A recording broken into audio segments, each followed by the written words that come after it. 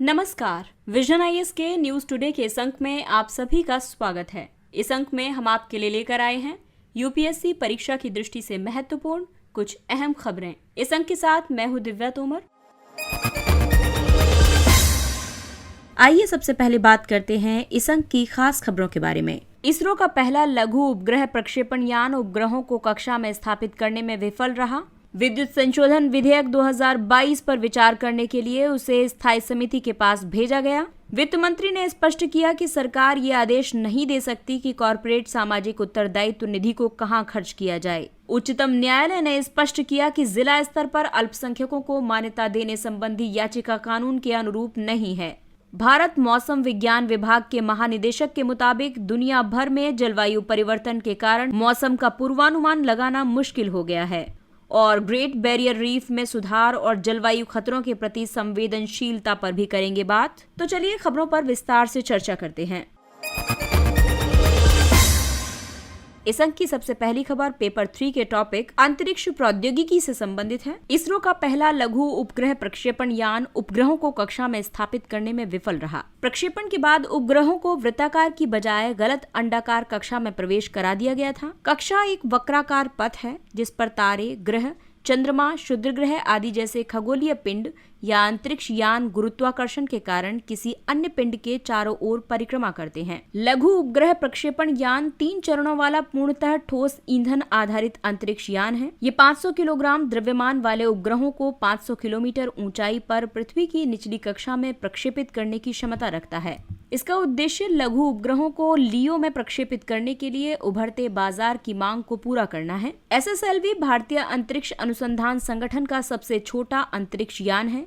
इसका द्रव्यमान 110 टन है। एसएसएलवी के और भी कई लाभ हैं, जैसे कि इसका टर्न अराउंड टाइम, जैसे कि अगले प्रक्षेपण के लिए तैयार करने में लगने वाला समय बेहद कम है। साधारण तौर पर किसी यान का टर्न अराउंड टाइम 70 दिनों का होता है, लेकिन एसएसएलवी का केवल 70 घंटे है। ये अंतरिक्ष यान लागत प्रभावी भी है। इसकी प्रक्षेपण लागत केवल 30 करोड़ रुपए के आसपास है। इसके लिए साधारण अवसंरचना और कम कार्यबल की जरूरत होती है। अंतरिक्ष यान को 6 विशेषज्ञों की टीम द्वारा केवल 7 दिनों के भीतर असेंबल किया जा सकता है। इसके अलावा ध्रुवीय उपग्रह प्रक्षेपण यान और भू स्थिर उपग्रह प्रक्षेपण यान के विपरीत एसएसएलवी को लंबवत और क्षैतिज दोनों तरह से असेंबल किया जा सकता है। ये कई उपग्रहों को प्रक्षेपित कर सकता है। इनमें नैनो, सूक्ष्म और लघु उपग्रह शामिल हैं। आइए सबसे पहले आपको बताते हैं अंतरिक्ष की अलग अलग कक्षाओं के बारे में। सबसे पहले बात करेंगे भू स्थिर कक्षा की। जियो में उपग्रह पृथ्वी के घूर्णन के अनुरूप पश्चिम से पूर्व की ओर भूमध्य रेखा के ऊपर पृथ्वी का चक्कर लगाते हैं, इसलिए जियो में उपग्रह एक निश्चित स्थिति में स्थिर दिखाई देते हैं। दूसरी है पृथ्वी की निचली कक्षा यानी लियो। ये कक्षा पृथ्वी की सतह के अपेक्षाकृत करीब है। ये आमतौर पर 1000 किलोमीटर से कम की ऊंचाई पर स्थित है, लेकिन ये पृथ्वी से 160 किलोमीटर जितनी कम ऊंचाई पर भी हो सकती है। ध्रुवीय कक्षा। ध्रुवीय कक्षाओं में उपग्रह आमतौर पर पृथ्वी के ध्रुवों के ऊपर पश्चिम से पूर्व की बजाय उत्तर से दक्षिण दिशा में परिक्रमा करते हैं। और अंतिम है सूर्य तुल्यकालिक कक्षा। ये एक विशेष प्रकार की ध्रुवीय कक्षा है। सूर्य तुल्यकालिक कक्षा में उपग्रह ध्रुवीय क्षेत्रों में परिक्रमा करते हुए सूर्य के साथ तुल्यकालिक होते हैं। विद्युत संशोधन विधेयक 2022 पर विचार करने के लिए उसे स्थायी समिति के पास भेजा गया। इस विधेयक में विद्युत वितरण क्षेत्र में बदलाव का प्रस्ताव किया गया है और इन बदलावों के तहत प्रतिस्पर्धा को बढ़ावा देने पर बल दिया गया है। भुगतान सुरक्षा को मजबूत करने पर ध्यान केंद्रित किया गया है। विनियामक आयोग को अधिक अधिकार दिए गए हैं। ये वितरण एकाधिकार को समाप्त करके उपभोक्ताओं के लिए विकल्प में सुधार करने का प्रस्ताव करता है। ये व्यवसाय की लाभप्रदता में सुधार करने का भी प्रस्ताव करता है। ये विधेयक वर्ष 2003 के विद्युत अधिनियम में संशोधन करेगा। और आइए अब आपको बताते हैं विधेयक के प्रमुख प्रावधानों के बारे में। नए प्रावधानों के तहत बिजली के खरीदारों के लिए कई विकल्प हैं। एक नया आपूर्तिकर्ता बिजली आपूर्ति के लिए मौजूदा अवसंरचना का उपयोग कर सकता है। नए प्रावधानों के तहत विद्युत विनियामकों को आवेदन पर 90 दिनों में निर्णय लेना होगा, अन्यथा इसे स्वीकृत समझा जाएगा। उपभोक्ता के पास बिजली प्रदान करने वाली कई कंपनियों में से किसी को भी चुनने का विकल्प उपलब्ध नहीं होगा और इन प्रावधानों का प्रभाव ये होगा कि उपभोक्ताओं तक बिजली आपूर्ति के कई विकल्प होंगे। वर्तमान में विनियामक लाइसेंस के लिए आवेदनों पर विचार करने में लंबा समय लेते हैं, तो समय निर्धारित हो जाने से इसमें कम समय लगेगा। लेकिन इनसे संबंधित चिंताएं या आलोचना भी हैं, क्योंकि शहरी क्षेत्रों में कई प्रकार के लाइसेंस होंगे जबकि घाटे में चल रहे क्षेत्रों को कम सेवाएं दी जाएंगी। ये एक तरह से अप्रत्यक्ष निजीकरण है और इन प्रावधानों के तहत बिजली की बहुत सस्ती कीमत प्रस्तावित करना भी चिंता का विषय है। नई जिम्मेदारियों और नियामकों पर निगरानी के संबंध में इस विधेयक में प्रस्ताव किए गए हैं। इसके तहत विनियामकीय निकायों के सदस्यों के योग्यता संबंधी मानदंड सख्त किए गए हैं। मानदंड सख्त होने से विनियामक तंत्र में सुधार होगा और विनियामकों की स्वतंत्रता सुनिश्चित होगी और हरित ऊर्जा को बढ़ावा देने से भारत की हरित ऊर्जा प्रतिबद्धताओं को पूरा करने में मदद मिलेगी। इसके तहत ये जो प्रावधान है ये सुनिश्चित करता है कि विद्युत वितरण कंपनियां केंद्र सरकार द्वारा निर्धारित हिस्सा अक्षय ऊर्जा स्रोतों से ही खरीदें। हालांकि राज्य सरकारें इन सब का विरोध कर रही हैं क्योंकि उनकी भूमिका इससे कम हो सकती है और केंद्र सरकार का बहुत ज्यादा हस्तक्षेप होगा और राज्य के विशेषाधिकार में कमी होगी। इसके अलावा लोड डिस्पैच केंद्रों को अतिरिक्त अधिकार प्रदान किए गए हैं। अब राष्ट्रीय और राज्य डिस्पैच केंद्र संयंत्रों से उन डिस्कॉम्स को विद्युत आपूर्ति रोक सकते हैं जो बैंक गारंटी बनाए रखने में विफल हो जाते हैं। इसके अलावा ग्रिड की रक्षा और सुरक्षा सुनिश्चित करने के लिए नेशनल लोड डिस्पैच सेंटर के कामकाज को मजबूती प्रदान की गई है। इससे डिस्कॉम्स में अनुशासन सुनिश्चित किया जाएगा, लेकिन इसमें समस्या ये है कि ये आपूर्ति में व्यवधान या ग्रिड में अस्थिरता पैदा कर सकता है।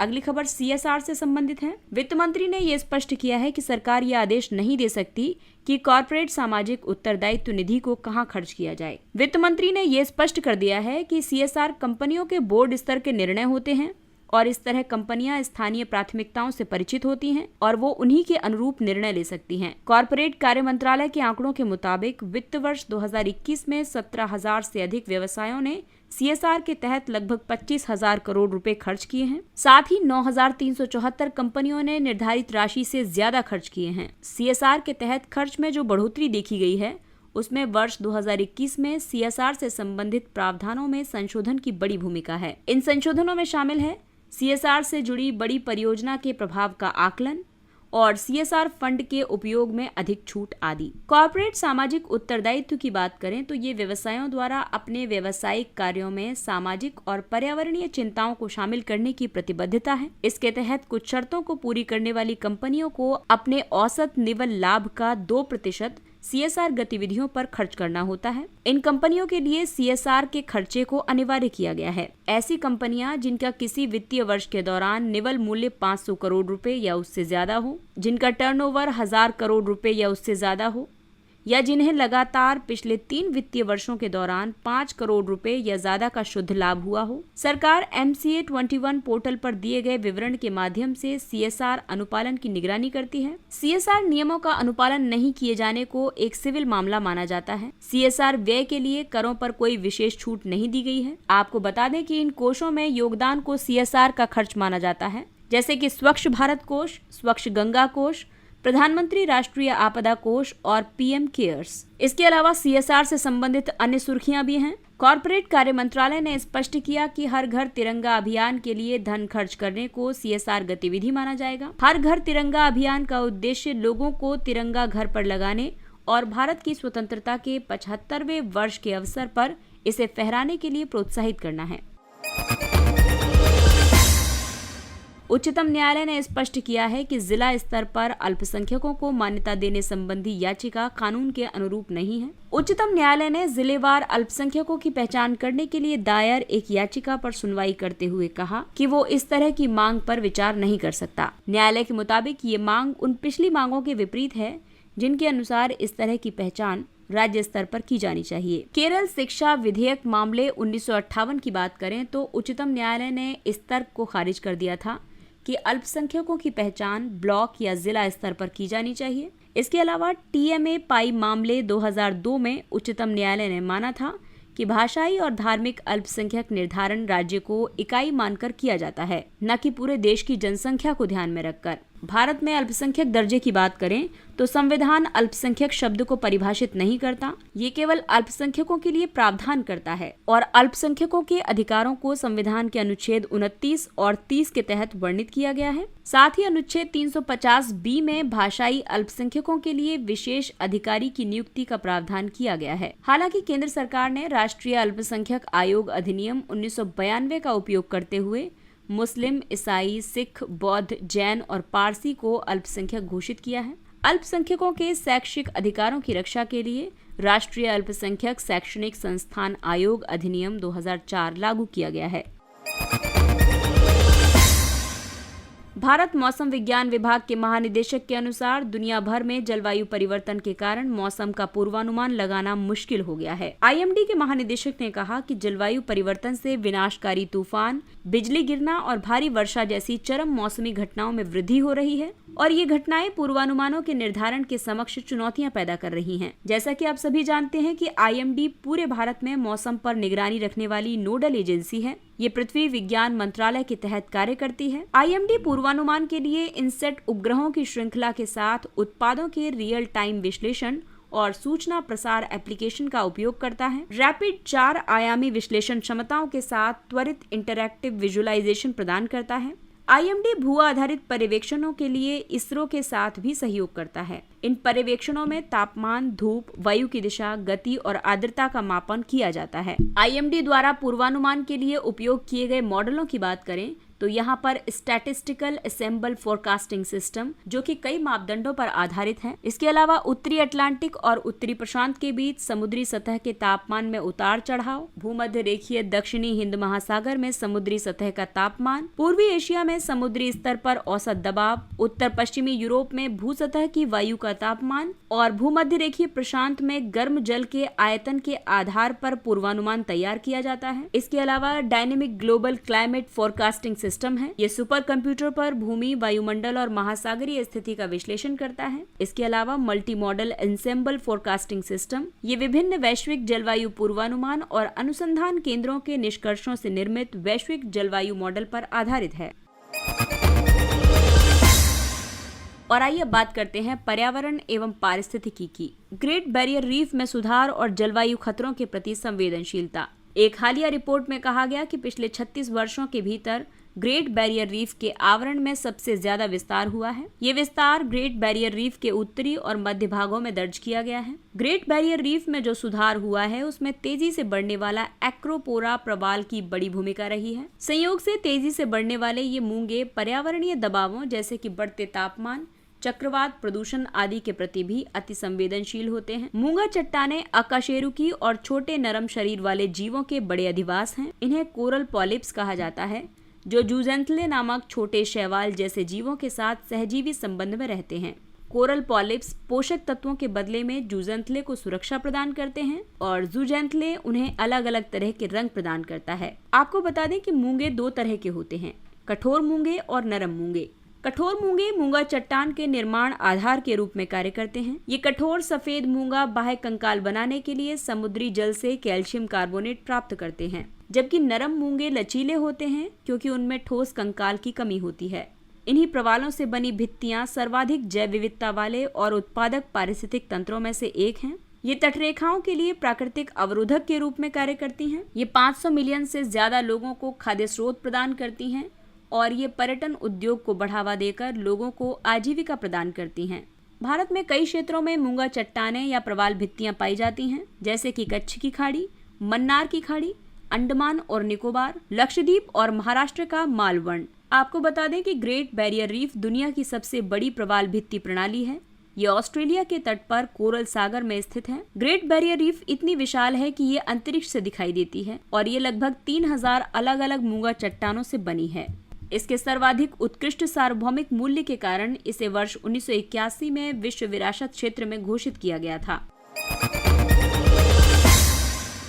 और आइए अब बात करते हैं अन्य महत्वपूर्ण सुर्खियों के बारे में। भारत के 14वें उपराष्ट्रपति जगदीप धनखड़ को भारत के 14वें उपराष्ट्रपति के रूप में चुना गया है। उपराष्ट्रपति का पद संविधान के अनुच्छेद 63 के तहत दूसरा सर्वोच्च संवैधानिक पद है। उपराष्ट्रपति का निर्वाचन अप्रत्यक्ष निर्वाचन विधि के माध्यम से होता है। इसे संसद के एक निर्वाचक मंडल द्वारा चुना जाता है। इस निर्वाचक मंडल में संसद के दोनों सदनों के सदस्य शामिल होते हैं। उपराष्ट्रपति 5 वर्ष की अवधि के लिए पद धारण करता है। हालांकि वो इस अवधि से पहले अपना त्याग पत्र दे सकता है, साथ ही उसे 5 वर्ष की अवधि से पहले हटाया भी जा सकता है। वो राज्यसभा के पदेन सभापति के रूप में कार्य करता है।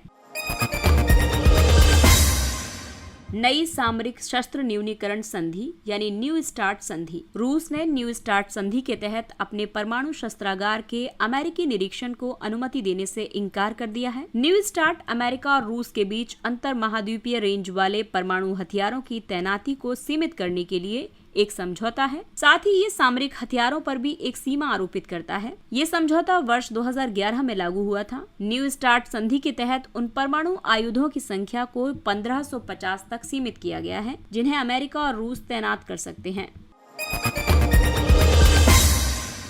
पोर्कुपाइन स्ट्रेटेजी। ताइवान चीन द्वारा उस पर हमला किए जाने की स्थिति में जवाबी कार्रवाई के लिए पोर्कुपाइन स्ट्रेटेजी पर ध्यान केंद्रित कर रहा है। पोर्कुपाइन असममित युद्ध की एक रणनीति है। इसमें कमजोर देश का रक्षा तंत्र अपनी शक्ति बढ़ाने की बजाय शत्रु देश की कमजोरी को निशाना बनाता है। ये शब्द हाल फिलहाल में एक नई टर्मिनोलॉजी के तौर पर कॉइंड हुआ है, तो इसलिए ये इम्पोर्टेंट हो जाता है, इसलिए इसको जरूर अपने नोट्स में शामिल कीजिएगा। इस रणनीति को वर्ष 2008 में अमेरिकी प्रोफेसर विलियम एस मरे ने प्रस्तावित किया था। इस रणनीति द्वारा ताइवान अपने रक्षा तंत्र को इतना मजबूत करना चाहता है कि उस पर हमला करने वाले किसी भी हमलावर देश को भारी क्षति उठानी पड़े। इस रणनीति में 3 रक्षात्मक परतें हैं। बाहरी परत इंटेलिजेंस और टोह लेने पर केंद्रित है। दूसरी परत में समुद्र में गुरिल्ला युद्ध की तैयारी है। तीसरी और सबसे अंतिम परत द्वीप के भूगोल और जनसांख्यिकी पर निर्भर करती है। अगली खबर है ITU क्षेत्रीय मानकीकरण फोरम। हाल ही में संचार मंत्रालय ने एशिया और ओशिनिया क्षेत्र के लिए अंतर्राष्ट्रीय दूरसंचार संघ के RSF की मेजबानी की है। ITU सूचना और संचार प्रौद्योगिकियों के लिए संयुक्त राष्ट्र की विशेष एजेंसी है। क्षेत्रीय मानकीकरण फोरम यानी RSF विचारों के रचनात्मक आदान प्रदान के लिए एक मंच है। इस मंच पर सतत डिजिटल परिवर्तन और ITU मानकों की भूमिका और उभरते बाजारों में डिजिटल एवं वित्तीय समावेशन के लिए प्रौद्योगिकियों का दोहन, डेटा मूल्य श्रृंखला और डिजिटल स्वास्थ्य जैसे मानकीकरण विषयों पर चर्चा की जाती है। Blue bond. भारतीय प्रतिभूति और विनिमय बोर्ड ने ब्लू बॉन्ड की अवधारणा प्रस्तुत की है। इसे संधारणीय वित्त की एक विधा के रूप में प्रस्तावित किया गया है। ब्लू बॉन्ड ऋण लिखत का एक नया रूप है। इसे स्वस्थ महासागरों और नीली अर्थव्यवस्थाओं के लिए निवेश का समर्थन करने के लिए जारी किया जाएगा। नीली अर्थव्यवस्था आर्थिक समृद्धि, बेहतर आजीविका और रोजगार के लिए समुद्री संसाधनों का संधारणीय उपयोग है। ब्लू बॉन्ड नीली अर्थव्यवस्था का समर्थन करने के लिए निजी क्षेत्र से पूंजी जुटाने का अवसर प्रदान करते हैं। भारत नीली अर्थव्यवस्था के विभिन्न पहलुओं जैसे कि समुद्री संसाधन खनन, सतत मत्स्यन, राष्ट्रीय अपतटीय पवन ऊर्जा नीति आदि में ब्लू बॉन्ड का उपयोग कर सकता है। कैंटिलन इफेक्ट। कैंटिलन प्रभाव यानी कि एक अर्थव्यवस्था में मुद्रा आपूर्ति में परिवर्तन लोगों के बीच क्रय शक्ति के पुनर्वितरण का कारण बनता है। इससे वस्तुओं और सेवाओं की सापेक्ष कीमतों में गड़बड़ी होती है और दुर्लभ संसाधनों का गलत आवंटन होता है। हालांकि वर्तमान समय के अर्थशास्त्रियों द्वारा धन को काफी हद तक तटस्थ माना गया है। इनके अनुसार इसकी आपूर्ति में बदलाव का अर्थव्यवस्था पर कोई वास्तविक प्रभाव नहीं पड़ता है। इसका नाम 18वीं सदी के फ्रांसीसी अर्थशास्त्री रिचर्ड कैंटिलन के नाम पर रखा गया है। इन्होंने अपने विचारों को 1755 में essay on nature of trade in general नामक पुस्तक में प्रकाशित किया था। अगली खबर है इंडियन वर्चुअल हर्बेरियम। हाल ही में प्रधानमंत्री ने एक कार्यक्रम में इंडियन वर्चुअल हर्बेरियम के संबंध में चर्चा की है। इंडियन वर्चुअल हर्बेरियम सूखे पादपों का एक डेटाबेस है। ये इनके संग्रहण की उपयोगिता को अधिकतम करता है। इस डेटाबेस में ये डिजिटल छवियों के अलावा प्रत्येक प्रजाति के हर्बेरियम नमूने के बारे में संपूर्ण जानकारी जैसे कि कुल, जीन्स, प्रजाति आदि शामिल होती है। हर्बेरियम नमूनों को पादप वर्गीकरण, संरक्षण, पर्यावास क्षति और यहाँ तक कि जलवायु परिवर्तन के लिए महत्वपूर्ण साधन माना जाता है। इसे भारतीय वनस्पति सर्वेक्षण ने विकसित किया है। BSI पर्यावरण, वन और जलवायु परिवर्तन मंत्रालय के अधीन है। ये देश का सर्वोच्च वर्गीकी अनुसंधान संगठन है।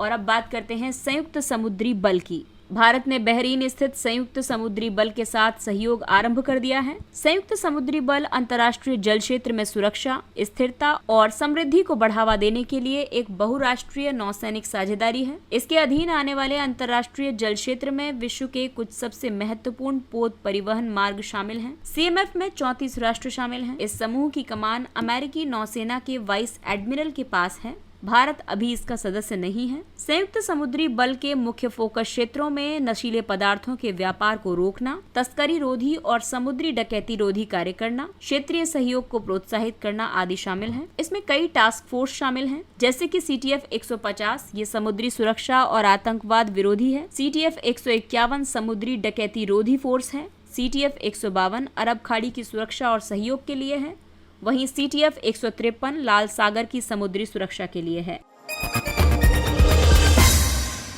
Eco stress, ecosystem and space borne thermal radiometer experiment on space station यानी इको स्ट्रेस से प्राप्त डेटा ये समझने में मदद कर सकता है कि वनाग्नि अन्य क्षेत्रों की तुलना में कुछ क्षेत्रों को ही अधिक नुकसान क्यों पहुंचाती है। नासा का इको स्ट्रेस एक मल्टीपल वेवलेंथ इमेजिंग स्पेक्ट्रोमीटर है। इसका उपयोग वनस्पति द्वारा जल के उपयोग की प्रभावशीलता का अध्ययन करने के लिए किया जाता है। ये संयुक्त वाष्पीकरण और वाष्पोत्सर्जन को मापता है। इसे वाष्पन उत्सर्जन के रूप में जाना जाता है। ये जल के उपयोग और जल तनाव के लिए पौधों की सीमा की पहचान करता है। इसमें गर्म जलवायु के प्रति अनुकूल होने की उनकी क्षमता के बारे में जानकारी मिलती है। जिस दर पर पौधे जल निर्मुक्त करते हैं वो भविष्य की वनाग्नि की तीव्रता का अनुमान लगाने में मदद कर सकती है। ग्रैप यानी ग्रेडेड रिस्पॉन्स एक्शन प्लान, वायु गुणवत्ता प्रबंधन आयोग यानी CAQM के अनुसार संशोधित ग्रैप 1 अक्टूबर से लागू होगा। ये दिल्ली और राष्ट्रीय राजधानी क्षेत्र में वायु प्रदूषण से निपटने पर केंद्रित है। ग्रैप के तहत वायु की गुणवत्ता खराब होने पर किए जाने वाले उपायों को संस्थागत रूप दिया गया है। पुरानी ग्रैप योजना को पार्टिकुलेट मैटर की सांद्रता के एक निश्चित सीमा तक पहुँचने पर लागू किया जाता था, जबकि इसके विपरीत संशोधित ग्रैप पूर्व सक्रिय होगा। इसे पूर्वानुमान के आधार पर वायु गुणवत्ता के एक निश्चित स्तर पर पहुंचने से 3 दिन पहले लागू किया जाएगा। वायु गुणवत्ता प्रबंधन आयोग एक सांविधिक निकाय है। ये NCR और आसपास के क्षेत्रों में वायु गुणवत्ता से संबंधित समस्याओं के अनुसंधान, पहचान और समाधान के बेहतर समन्वय के लिए एक अम्ब्रेला संगठन के रूप में कार्य करता है। और आइए अब बात करते हैं सुर्खियों में रहे स्थान के बारे में। चाड की राजधानी है एनजमेना। चाड की सैन्य सरकार और 40 से अधिक विद्रोही समूहों ने कतर में एक प्रतिज्ञा पत्र पर हस्ताक्षर किए हैं। चाड उत्तर मध्य अफ्रीका में स्थित एक भू आबद्ध देश है। ये उत्तर में लीबिया, पूर्व में सूडान, दक्षिण में मध्य अफ्रीकी गणराज्य और पश्चिम में कैमरून, नाइजीरिया और नाइजर से घिरा हुआ है। चाड की भौगोलिक विशेषताओं की बात करें तो ये अर्ध मरुस्थलीय देश है। यहाँ सोने और यूरेनियम के विपुल भंडार हैं। यहाँ की प्रमुख नदियां हैं चारी और लोगोन। चाड की प्रमुख झील है चाड झील, जो कि 1960 के दशक से लगभग 90% तक सिकुड़ गई है। इसके अलावा माउंट कॉसी, जिसे एमी कॉसी भी कहा जाता है, सहारा में सबसे ऊंचा पर्वत है और ये एक विलुप्त ज्वालामुखी है। और अंत में बात करते हैं सैन्य अभ्यास की। वज्र प्रहार अभ्यास 2022 ये भारत अमेरिका संयुक्त विशेष बल अभ्यास है। इसके साथ ही ये अंक समाप्त होता है। अगले अंक में फिर मुलाकात होगी कुछ अन्य महत्वपूर्ण खबरों के साथ। तब तक अपना ख्याल रखिए, सुरक्षित दूरी बनाए रखिए, मास्क पहनिए, हाथ और चेहरा साफ रखिए, क्योंकि कोरोना अभी पूरी तरह से समाप्त नहीं हुआ है। इसलिए अपनों का और अपना विशेष ध्यान रखें। और अगर आपको हमारा कंटेंट पसंद आ रहा है तो इसे लाइक, सब्सक्राइब और शेयर करें। इसके साथ ही विजन IAS की पूरी टीम आपसे इजाजत लेती है। नमस्कार, थैंक यू फॉर लिसनिंग।